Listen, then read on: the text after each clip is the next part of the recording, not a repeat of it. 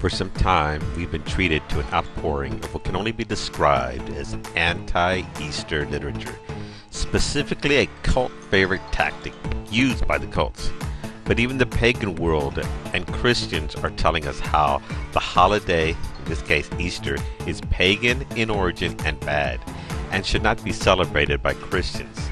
These opinions are backed up with some very rather unusual and curious fantasies masquerading as historical facts. The following videos are intended only to re-examine popular historical claims of the origins of Easter, to provide further discussions concerning some of the so-called facts offered in some anti-Easter publications.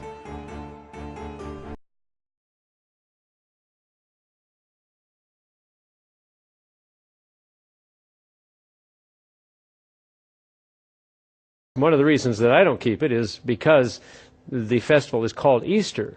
Easter is simply a modern variation of the name of the fertility goddess Ishtar of the Babylonians and the Assyrians, or Ashtaroth, which was a sort of a Phoenician goddess. Same thing, the fertility goddess. Astarte among the Greeks and Romans, and several other names.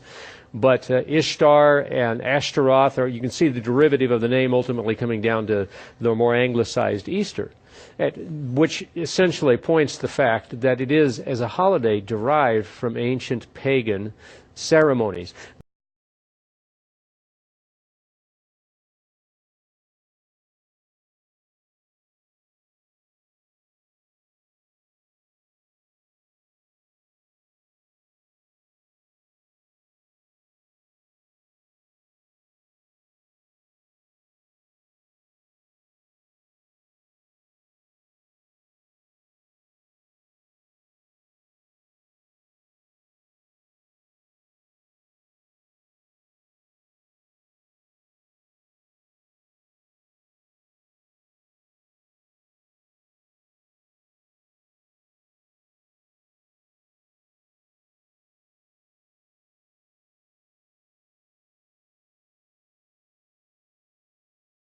The Hebrew word for Passover is psach, which comes from the verb pasach, which means to pass over.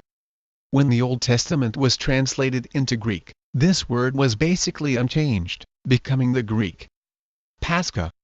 In some English Bibles, this is translated Easter, and other times Passover, but it's the same word. Most other languages have the same word for both. Latin Pascha, French Pécuse, Italian Pasqua, and Dutch Pasen. English also retains this word in expressions such as Paschal Lamb. So where did the word Easter come from? Does the word Easter come from paganism? The answer is a clear no. The idea originally started with Hislop. Hislop's research is very shoddy in many places. He tries to see paganism everywhere, on even the flimsiest grounds. In this case, he imagines a connection between Easter and Astarte purely on the basis of sound similarity, with not the slightest trace of linguistic connection or any borrowing. By this spurious method, one could connect the Potomac River with the Greek Potamos, although there is no connection between the Native American and Greek words. In reality, the word Easter is really Anglo-Saxon, sometimes Esther, not Babylonian. It was the common word for both Passover and Easter. J. R. Clark Hall's A Concise Anglo-Saxon Dictionary provides the following list of related words showing that Easter was used for both.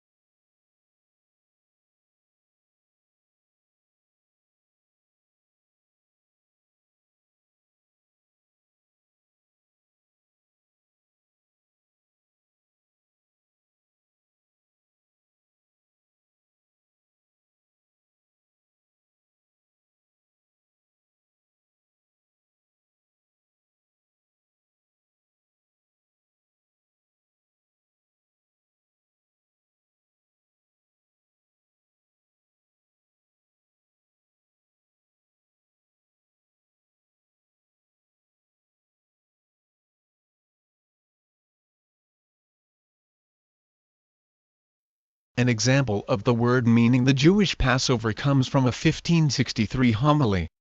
Easter, a great and solemn feast among the Jews. Anglo-Saxon itself is a Germanic language, and this is the genuine origin of the term Easter.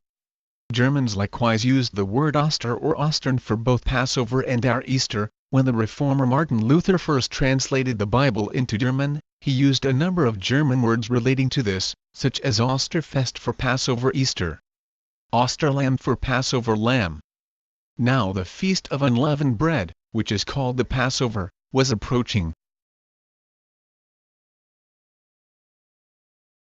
Then came the first day of unleavened bread, on which the Passover lamb had to be sacrificed. Describing a Passover at the beginning of Jesus' ministry, compare John 2:13, 23. Now the Passover of the Jews was at hand, and Jesus went up to Jerusalem. Now when he was in Jerusalem at the Passover, during the feast, many believed in his name, when they saw the signs which he did. Compare also 1 Corinthians 15:7, identifying the true Passover lamb, of which the lambs were types. For Christ, our Passover lamb, has been sacrificed. Even in modern German, the Das Jüdische Osterfest means the Jewish Passover. In turn, this word comes from Ost, or the sun rising, east. In turn, this is likely to come from the Old German word Auferstehen, Auferstanden, Auferstehung, meaning rising from the dead resurrection. Luther used these words as well, throughout 1 Corinthians 15. So the pagan derivation of Easter is conspiratorial fantasy. The word is Anglo-Saxon, and derived from the Germanic Oster meaning Passover, and is related to the words for resurrection. William Tyndale was the first to translate the Bible into English directly from Hebrew and Greek rather than Latin, which was also the first English Bible to be printed mechanically. He was fluent in many languages as well as his native English. He could speak French, Greek, Hebrew, German, Italian, Latin and Spanish. But he was determined to produce a Bible in English, as he said, to cause the boy that drives the plough in England to know more of the Scriptures than the Pope himself. However, because of persecution, Tyndale had to flee to Lutheran parts of Germany. Here, he completed his translation, which introduced many popular words and phrases into English. Atonement, Jehovah, scapegoat, let there be light, the powers that be, my brother's keeper, the salt of the earth, a law unto themselves, filthy lucre, it came to pass, gave up the ghost, the signs of the times, the spirit is willing, live and move and have our being, fight the good fight. Much of his work is better known as providing the basis for the King James Version 16:11 in the Geneva Bible. Tyndale was also responsible for introducing the word Esther into the English Bible.